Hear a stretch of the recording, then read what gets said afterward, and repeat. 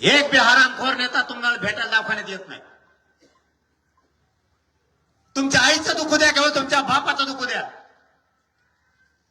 तुमच्या डोक्यावर हात फिरायला कोणी येणार नाही. लक्षात ठेवा मराठ्यांनी. तुमचं पोरग किंवा तुमची पोरगी तुम्ही दवाखान्यात असल्यावर तुमच्या पाठीवर हात फिरायला. लक्षात ठेवा मराठ्यांनी. लेकरं बाळच आपले म्हातारपणाला आपला आधार आहे. त्यांना संपू नका तुम्ही नेत्यासाठी पक्षासाठी.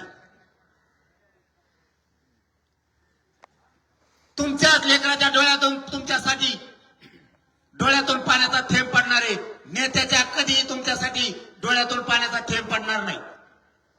तुमच्या रक्ताचे पोरचे पोरं संपू देऊ नका.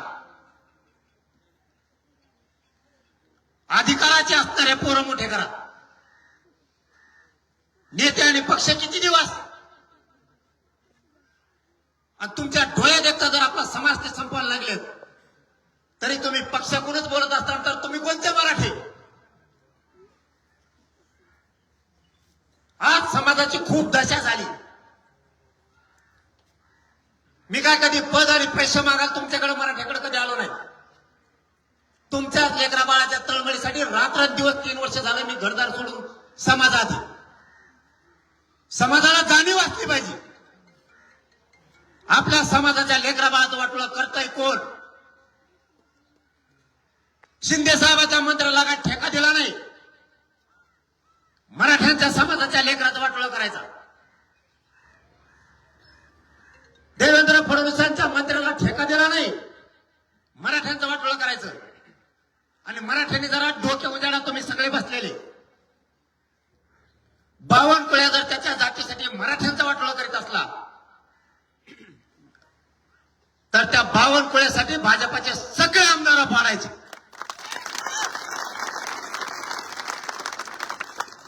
त्याच्या जातीसाठी जर तो मराठ्यांचा वाटोळा करतो तर मराठ्याचे नेते झोपले का. मराठ्याचे आमदार आणि मंत्री गेले कुठं.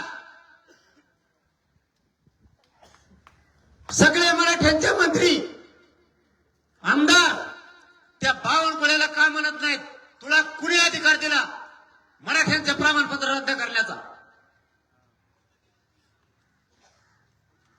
मतदानाच्या दिवशी मात्र मराठे दारादारात येत आहेत. आणि तुमच्या लेकरा बाळाचं वाटोळं होताना मराठ्याचे आमदार आणि मंत्री कुठे आहेत. ही कोणती भूमिका.